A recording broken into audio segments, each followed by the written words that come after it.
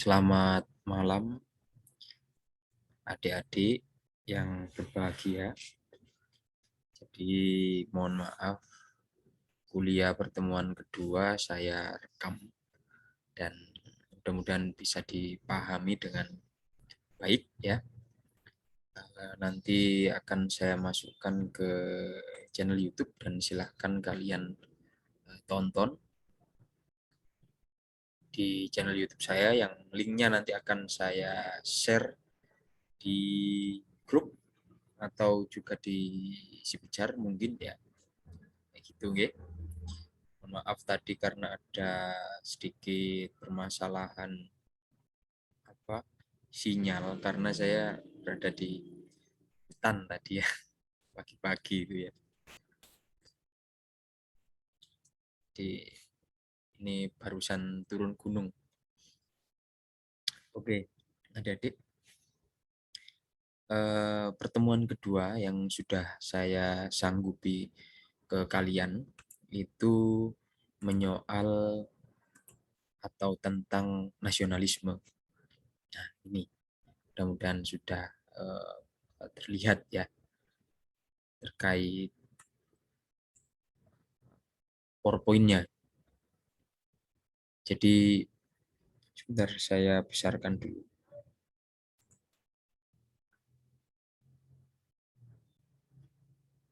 Tuh, ini kita membicarakan nasionalisme, adik-adik. Nah, sebenarnya ketika kita mendapatkan mata kuliah nasionalisme di Eropa, nah itu tidak jauh-jauh dari bagaimana prakteknya, kemudian seperti apa bentuk-bentuk nasionalisme yang ada di beberapa kawasan atau beberapa negara baru yang muncul di Eropa, seperti itu. Namun di pertemuan kedua ini saya kepingin mengajak adik-adik terlebih dahulu bermain perspektif dan bermain sudut pandang bagaimana sih kira-kira cara kita memahami nasionalisme itu. Karena sampai saat ini, baik itu di tataran siswa maupun di tataran mahasiswa, upaya untuk memahami nasionalisme sangatlah sempit. Sangatlah sempit. Jadi, saya kepingin di sini adik-adik merubah sudut pandang atau perspektif kalian terkait nasionalisme itu sendiri. Mesti kan kalau berbicara nasionalisme kan tidak jauh-jauh dari cinta tanah air, terus apa cinta bangsa, negara dan lain-lain. Nah, sebenarnya itu ya itu memang nasionalisme, tetapi pemahaman yang sangat sempit, butuh pemahaman yang lebih konkret dan lebih filsafati. Kita nanti juga akan berbicara filsafat sedikit lah nanti ya di akhir-akhir. Saya lanjutkan terkait nasionalisme karena mata kuliah kita adalah nasionalisme di Eropa. Kita harus tahu dulu makna dari nasionalisme itu sendiri dan juga bentuk-bentuknya, fasenya seperti apa. Nah, kalau kita artikan nasionalisme ini secara arti apa ya, pelafalan atau arti yang harfiah atau arti yang terpaku pada buku sentris misalnya, pengertian-pengertian yang kita dapatkan pasti tidak jauh-jauh dari ini adik-adik. Yaitu ada yang ngomong cinta kepada tanah air, kemudian cinta kepada bangsa, cinta kepada negara, atau mungkin yang lebih panjangnya itu bisa terkait gerakan atau partisipasi masyarakat ya untuk mewujudkan cita-cita nasional ya, khususnya persatuan dan kesatuan bangsa ya, yang nantinya spirit dari gerakan tersebut dapat mempengaruhi kehidupan ya di bidang politik, ekonomi, dan sosial budaya ya, dan serta pertahanan dan keamanan. Nah, ini adalah makna atau arti nasionalisme yang biasa kita dengar, mainstream. Nah, lalu apakah kita memang perlu memahami hal-hal ini, gitu ya? Arti nasionalisme secara harfiah ini perlu ya. Jadi kalau adik-adik ngaji itu kan ada tatarannya. Kalau yang ngaji-ngaji tasawuf itu kan ada tatarannya, ngaji syariat dulu, kemudian ngaji rekod itu kan hakikat, kemudian makrifat. Nah, ini ada tatarannya. Oke, kita lanjutkan. Jadi setelah kita mengetahui ya artinya nasionalisme secara harfiah, baru kita kemudian mempelajari kenapa atau alasannya apa sih nasionalisme itu muncul gitu loh. Nah, alasan kenapa nasionalisme itu muncul karena ada beberapa fase yang mengarah ke sana menuju ke nasionalisme, yaitu yang pertama bisa kita lihat dari pembebasan dari feodalisme atau imperialisme. Kita tahu bahwa banyak sekali negara-negara yang di daerah Eropa, ya, tidak hanya di Eropa, di Afrika, di benua Asia juga, kemudian di daerah Amerika, itu sebenarnya dulunya adalah sangat feodal sentris atau berbasis kerajaan. Sistem pemerintahannya itu sangat monarki absolut yang sabdo panditora itulah ya istilahnya. Jadi apa yang dikatakan raja, kebijakan apapun yang dikeluarkan oleh raja beserta pegawai-pegawainya itu harus diamini oleh masyarakat, semua masyarakat. Ini kan menjadi sebuah pemerintahan yang otoriter ya saat itu ya. Sama juga kalau di Indonesia juga pas zaman-zaman kerajaan, zaman-zaman feodal itu seperti itu ya. Nah, makanya nasionalisme ini muncul nasionalisme ini memunculkan sebuah negara baru yang negara baru tersebut spiritnya itu terbebas dari feodalisme, terbebas dari sistem kerajaan, sistem monarki absolut yang saya bilang tadi. Nah, kemudian setelah mereka merasa sudah bebas dari feodalisme, mereka memunculkan satu kelas atau satu komunitas, satu kelompok-kelompok yang bisa mengatur negara yang sudah terbebas dari feodalisme tadi. Ya.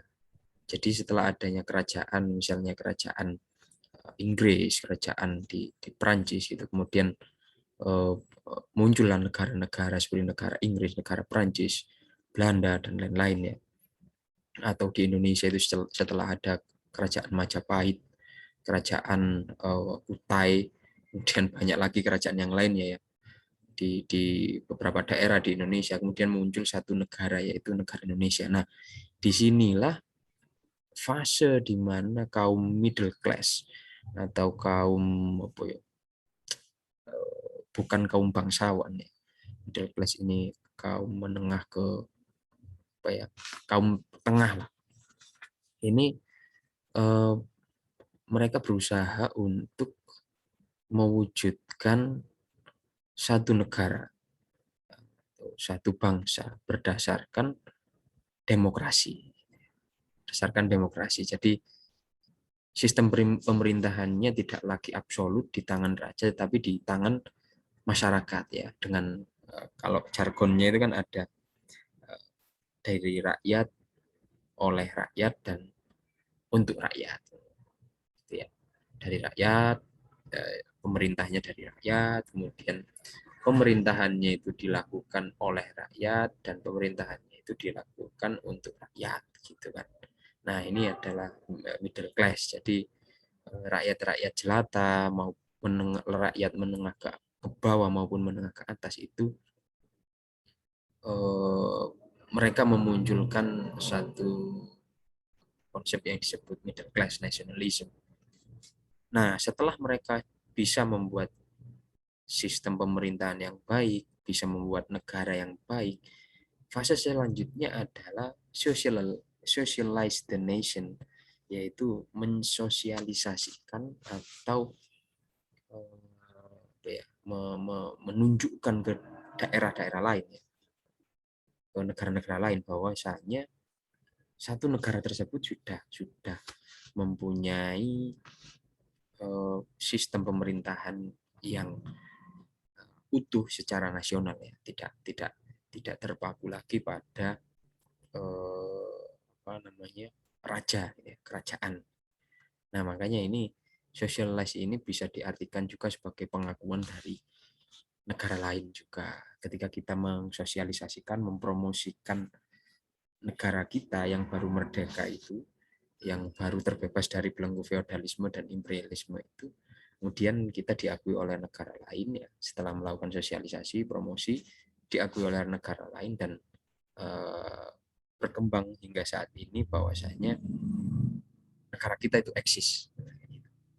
Di fase-fasenya seperti ini, ya.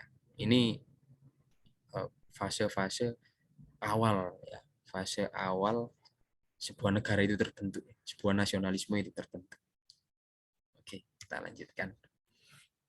Nah, tahap awalnya tadi kan sebelum sebelum apa namanya negara itu sudah baru terbentuk.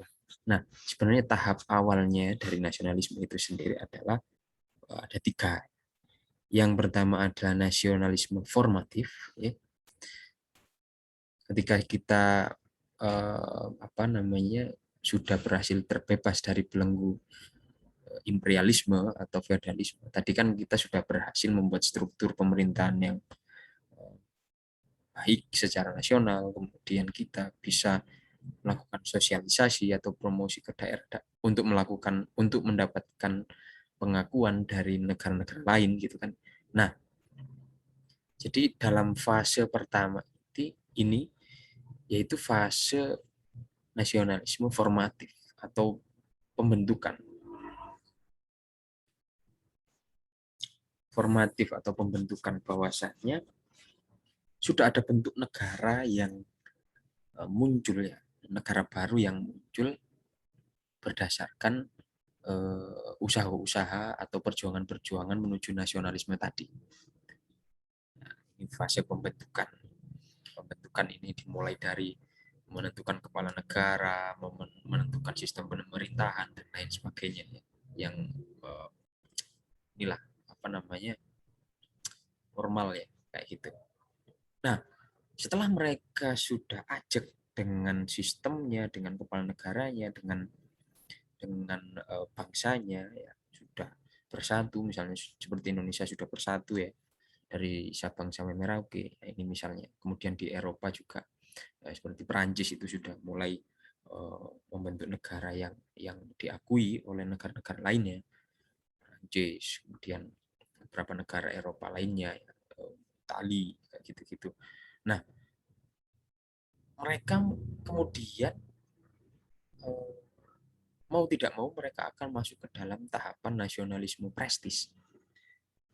Setelah sistem pemerintahnya terbentuk, maka mereka yang selanjutnya, ya, mereka melakukan sebuah pembangunan baik itu infrastruktur maupun infrastruktur struktural, ya, maupun non struktural, ya, untuk mengembangkan kekuatan-kekuatan mereka, ya. Kekuatan dalam bidang politik, dalam bidang ekonomi, dalam bidang militer, dan juga dalam bidang kebudayaan. Makanya di dalam satu pemerintahan nasional itu mesti ada menteri-menterinya, mesti ada apa namanya, mesti ada dinas-dinas terkait, lembaga-lembaga yang membantu negara itu untuk mengembangkan kekuatan-kekuatan tersebut. Misalnya ada apa namanya, Menteri Keuangan misalnya yang ngurusi bagian ekonomi, kemudian masalah politik di sana ada DPR, MPR, menentukan kebijakan, membuat kebijakan, ya gitu kan. Menteri Pertahanan, Menteri Kebudayaan. Nah ini ketika mereka sudah bisa menghasilkan atau membuat satu negara dengan berbagai macam bidang ya yang ada di dalamnya. Nah ini nasionalisme mereka itu sangat sudah memasuki pada tahapan nasionalisme prestis ya. Di mereka sudah istilahnya itu bisa dianggap mulai mengarah ke arah kemapanan gitu karena sudah mempunyai pokoknya Ipolexosbud Hankam ekonomi politik Ipolexosbud Hankam ya. Jadi mulai dari politik, sosial, budaya, pertahanan dan keamanan mereka sudah punya semua. Nah, ketika sudah terbentuk struktur yang seperti itu, nah barulah nasionalisme tahap yang selanjutnya yaitu ekspansif, yaitu apa namanya, melakukan ekspansi atau penjajahan. Ya, saya katakan di sini penjajahan ke luar daerah, luar bangsanya. Jadi mereka sudah mulai mencari daerah-daerah yang lebih miskin dari daerahnya, kemudian untuk dijajah, diambil sumber dayanya, seperti Belanda gitu ya. Walaupun Belanda ini nasionalismenya masih baru ya setelah perang Napoleon ya abad ke-19 awal itu ya. Masih baru tapi mereka sudah berhasil membuat satu negara Hindia Belanda yang dulunya itu masih sebelum abad ke-19 itu kan masih VOC, kongsi dagang yang di bawah kerajaan Belanda gitu kan. Nah, sekarang kemudian setelah muncul nasionalisme yang awal di abad ke-19 ya di Belanda itu akhirnya mereka membentuk sebuah negara Hindia Belanda yang mana negara Hindia Belanda ini kalau di Indonesia itu adalah negara bonekanya Belanda yang sumber daya alamnya dan juga sumber daya manusianya itu dimanfaatkan habis-habisan. Nah, tetapi tidak sekedar memanfaatkannya demi keuntungan Belanda saja sebenarnya, tapi juga ada beberapa hal yang membantu kita ya, membantu Indonesia yang saat itu Hindia Belanda ya. Membantu untuk pembangunan infrastruktur, kemudian birokrasi dan lain sebagainya. Nah ini seperti itu tahapannya ekspansif gitu ya. Nanti pertanyaannya apakah Indonesia sudah ekspansif? Nah ini silakan ditanyakan sendiri, silakan didiskusikan sendiri ya nanti dengan teman-teman, mungkin bisa di pertemuan berikutnya. Kalau ada pertanyaan nanti silakan diketikkan di kolom komentar ya di YouTube saya. Jadi silakan aja komentar. Nggak usah di like atau di subscribe ya. Nanti saya terkenal kan nggak enak gitu. Cukup dikomentari saja. Nah, ini ada beberapa bentuk ya. Sekarang kita masuk ke dalam beberapa bentuk nasionalisme di Eropa. Bentuk nasionalisme yang menurut saya cukup menarik ya. Kenapa menarik? Karena berbeda dengan beberapa negara lainnya juga di Eropa. Ya. Kalau kita lihat bentuknya bisa dikelompokkan jadi 3 ini sementara ya. Nggak tahu nanti kalau ada penelitian terbaru yang menyebutkan bentuk-bentuk lainnya, nah itu boleh didiskusikan. Nah, yang paling besar ya bentuknya nasionalisme di Eropa itu yang pertama adalah Chauvinisme. Chauvinisme atau chauvinistik ini paling terkenal. Pasti adik-adik ngerti ya tokohnya siapa. Chauvinisme ini ya seperti yang di Jerman itu ya. Ada Hitler dan kawan-kawan gitu ya. Nazi Jerman, pemerintahan Nazi Jerman. Jadi saking nasionalisnya ya. Saking nasionalisnya pemerintahan di Jerman itu sampai apa ya? Merendahkan golongan-golongan lain ya. Adik-adik pernah tahu pembantaian orang-orang Yahudi, kemudian pembantaian tawanan-tawanan perang yang ketika dia berperang dengan sekutu ya, itu tawanan perangnya ditangkap, disuruh membangun infrastruktur, setelah itu dibunuh dan dimakamkan secara massal kayak gitu. Sistem pemerintahan ini yang chauvinistik ini ya sangat sangat otoriter, sangat militer sentris, karena memang saat itu memang periode-periode perang ya, perang dunia pertama, perang dunia kedua. Nah itu sifatnya sangat ultra nasionalis, tidak nasionalis lagi ya, tapi ultra.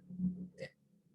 Jadi kalau adik-adik ngerti Ultraman itu ya, ultra dan man atau manusia, manusia ultra misalnya. Tidak hanya manusia lagi, ini ultra. Jadi sangat kuat sekali ya nasionalismenya. Jadi nasionalisme berlebihan itu bisa kita katakan seperti itu. Sampai-sampai daerah-daerah lain itu harus diekspansi, harus dikalahkan, diambil sumber dayanya, terutama sumber daya alam dan juga sumber daya manusia, dan harus tunduk kepada Jerman ya, saat itu. Ini juga diikuti oleh rekannya ya, satu ini sama-sama negara fasis, yaitu Italia ya. Ada Mussolini di sana. Sangat rasis sekali. Bahwasanya kedua Chauvinisme dan fasisme ini sangat otoriter sistem pemerintahannya, sama-sama ultranasionalis, sama-sama rasialisme atau rasisme ya. Mereka mengunggulkan ras mereka atau suku mereka, suku Arya daripada suku-suku yang lainnya gitu. Ini untuk nasionalisme yang berlebihan seperti ini memang pada dasarnya tidak akan bertahan lama karena tidak memanusiakan manusia. Nah, selanjutnya adalah nasionalisme ya yang berbentuk humanis atau kemanusiaan dan keadilan. Nah, ini sudah diterapkan di Prancis saat itu ya. Sekitar tahun abad ke-18 akhir ya, atau dekade ke-7, 1760-an atau 1770-an. Ini mulai 1780-an sekitar. Ini mulai muncul kesadaran akan humanisme ya, di Prancis, dan nasionalismenya ini berdasarkan kebebasan, kemudian berdasarkan humanisme, berdasarkan keadilan, berdasarkan kesejahteraan masyarakat. Jadi lebih bisa dikatakan lebih memanusiakan manusia daripada yang dua di atas ini. Kenapa bisa seperti itu? Karena memang saat itu pemerintahannya dari sistem monarki absolut atau kerajaan kemudian mengarah ke sistem pemerintahan yang liberal. Jadi demokrasi, menuju ke arah liberty atau pembebasan. Nah, ini bentuk-bentuk nasionalisme yang perlu kita pahami ya. Jangan sampai kita sebagai orang Indonesia itu ya sangat ultranasionalis atau sangat rasis, atau ya paling tidak kita bisa inilah humanis saja lah nasionalisme kita, yaitu bagaimana kita bisa menghargai orang lain, bagaimana nasionalisme kita ini bisa merangkul banyak orang, karena cinta kepada tanah air atau cinta kepada bangsa dan negara itu yang pertama harus dilakukan itu adalah cinta kepada orang-orang sekitar kita dulu. Mohon maaf, rumah saya dekat jalan raya, kalau kedengaran suara knalpot bro.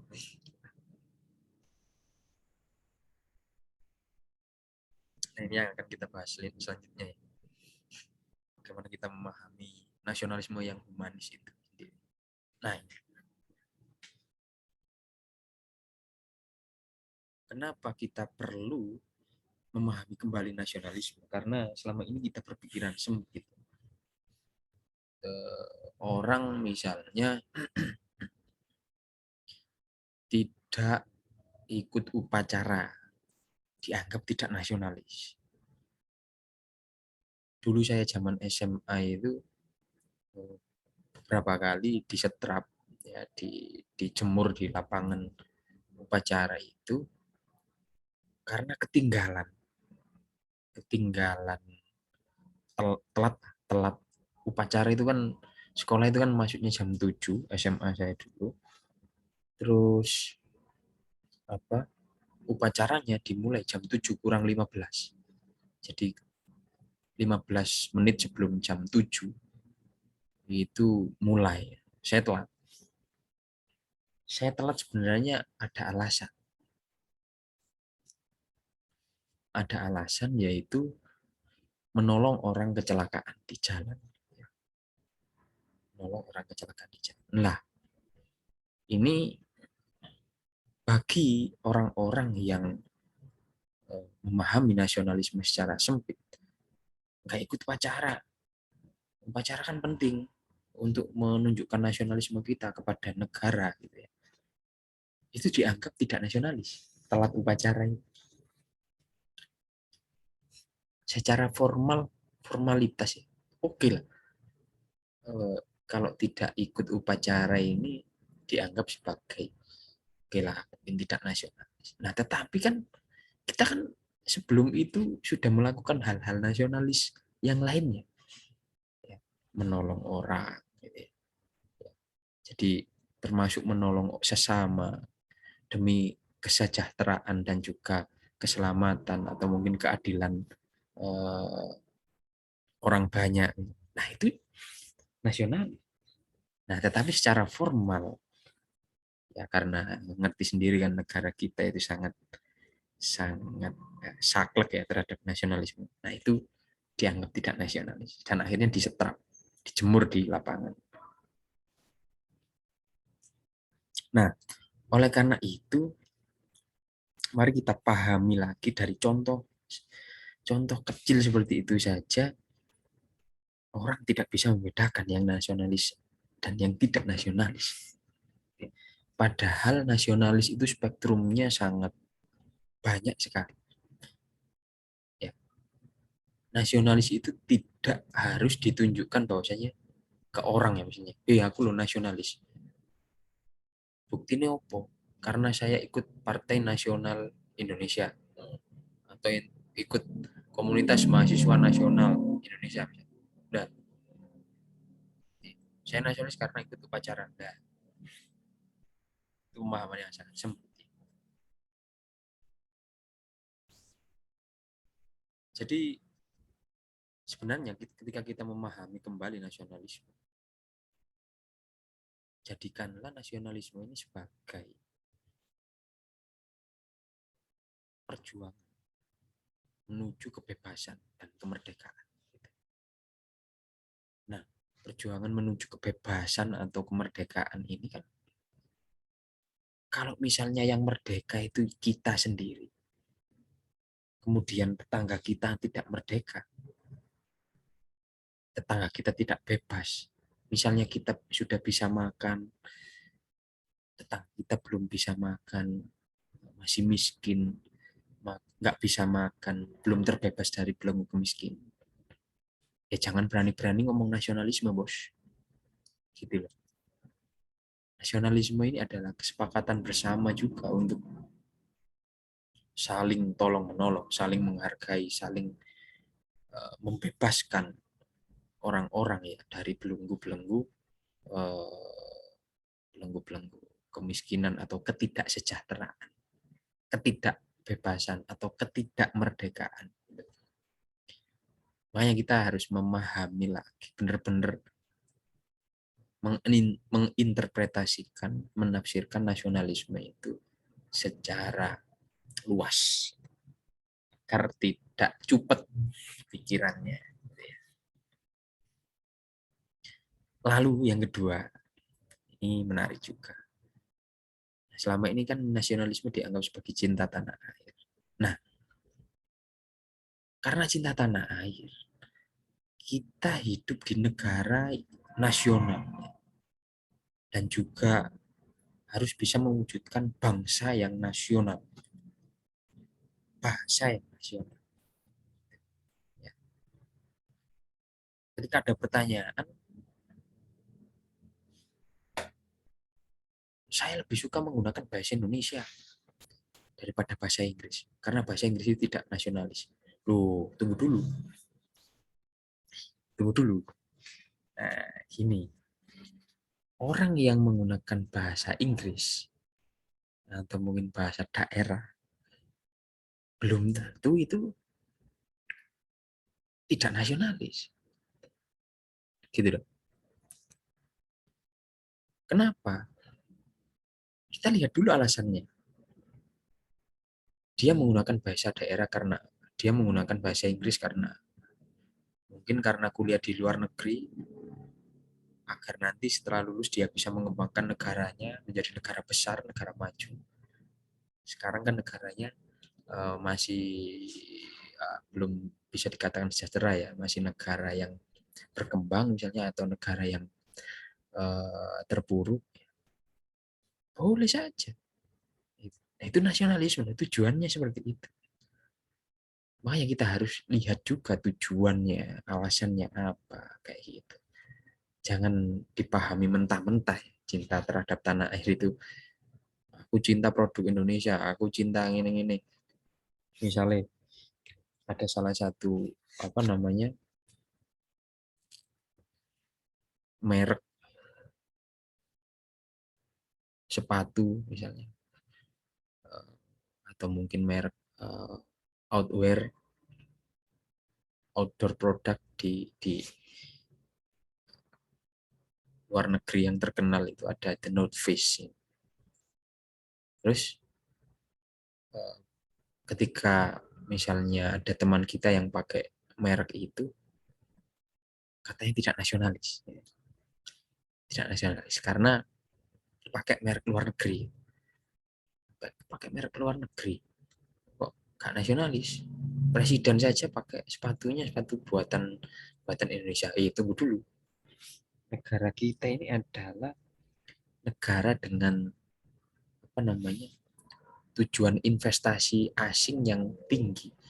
Nah, salah satunya ya pabriknya The North Face itu ternyata diproduksi di Indonesia juga, di negara-negara berkembang lainnya, India, Indonesia, Vietnam, Malaysia, terus Thailand, di daerah-daerah apa namanya berkembang lainnya ya. Nah, jangan dilihat seperti itu. Kita membeli produk itu bisa jadi kita nasionalis. Soalnya yang membuat kan orang-orang Indonesia kita sendiri. Ya, jadi harus dalam saja memahaminya. Misalnya Nike, ternyata Nike-nya buatan Indonesia. Ketika dilihat, oh made in Indonesia. Apa bedanya dengan merek Indonesia yang made in Indonesia, terus kemudian merek luar negeri, yang made in Indonesia juga. Gitu. Toh itu buruhnya, buruhnya itu kita harus menghargai juga karena buruh pabrik-pabrik seperti itu, perusahaan asing seperti itu, sebenarnya mereka sangat nasionalis. Cuman saja perusahaannya ini memang milik asing. Kenapa yang disalahkan itu? Apa namanya? Kita yang memakai produknya, produk yang sama-sama made in Indonesia.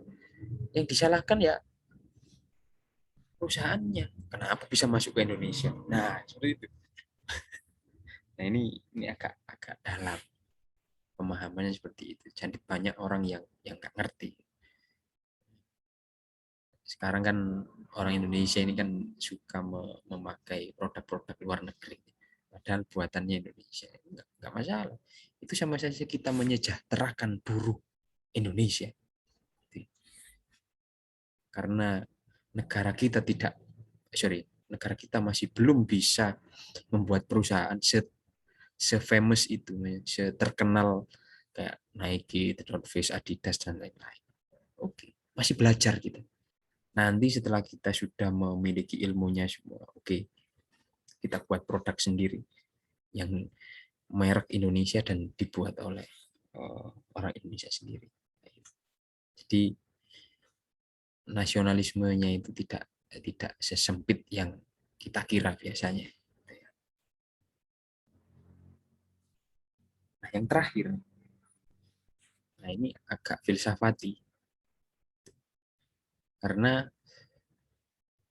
ketika kita harus memahami nasionalisme, kita harus bisa bersikap atau mempunyai sikap manunggal antara manusia dengan negara, manusia dengan manusia yang lainnya, dan juga manusia dengan alam atau lingkungan.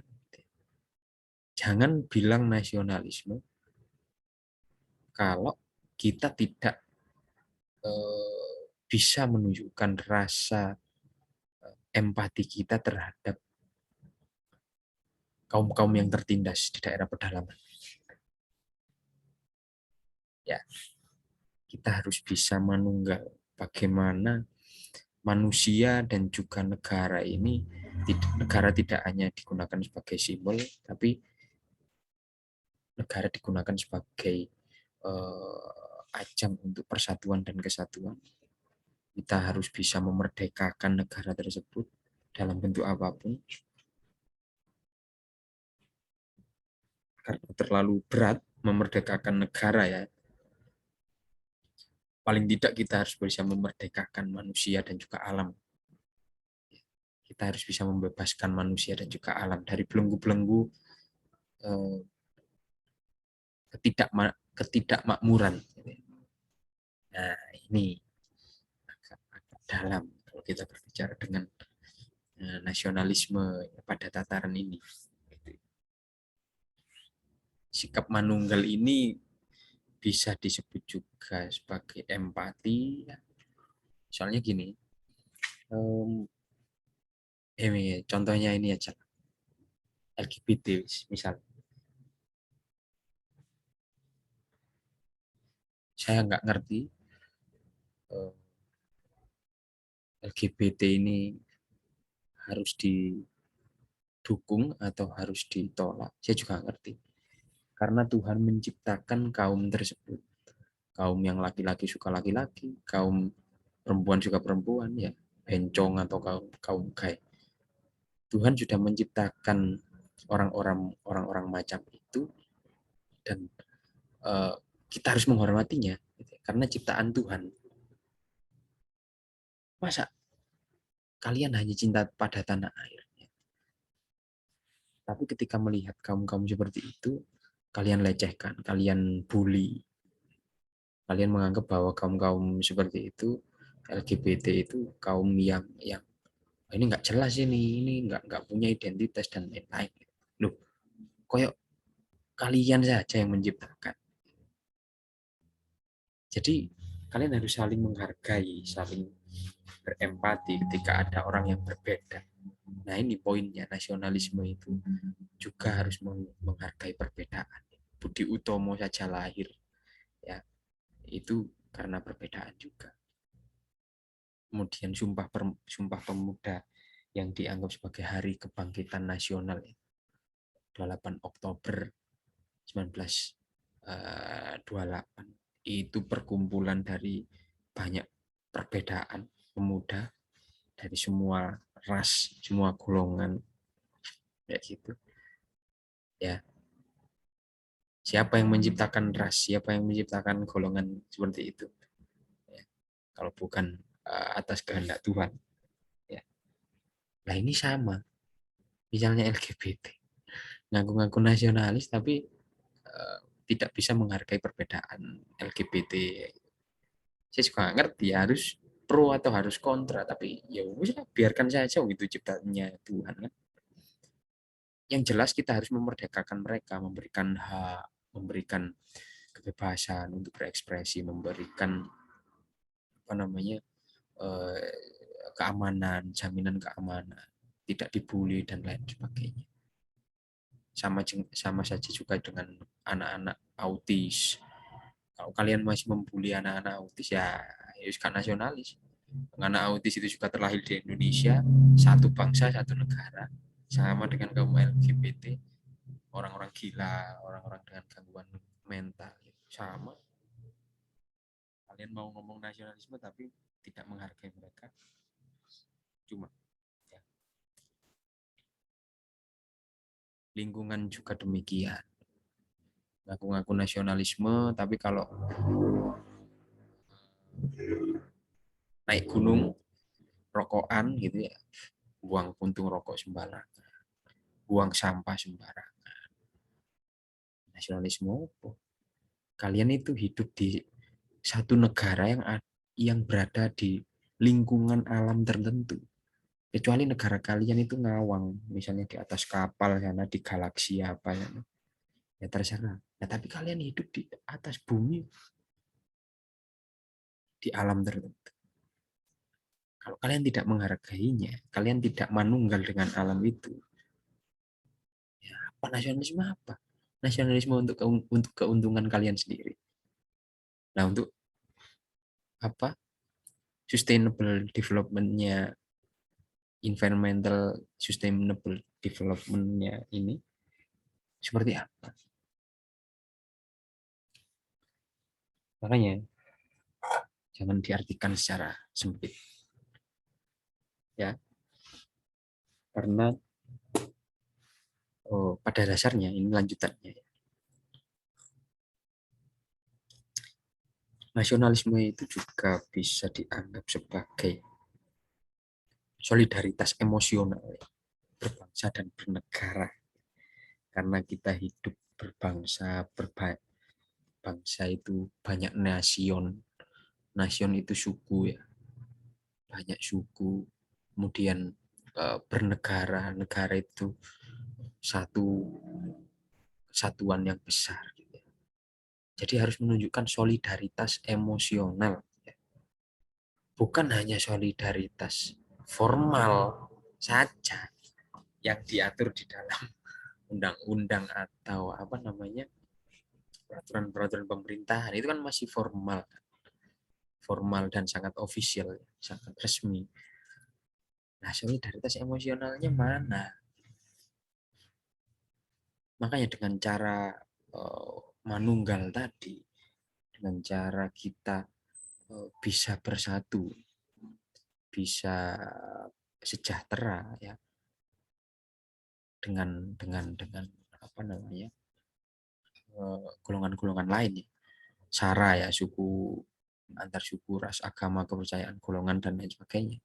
Dengan kita bisa saling menghormati, saling manunggal, bineka lah, kebinekaan, kita akan menemukan nasionalisme yang seutuhnya, tanpa kita dicap orang sebagai golongan nasionalis.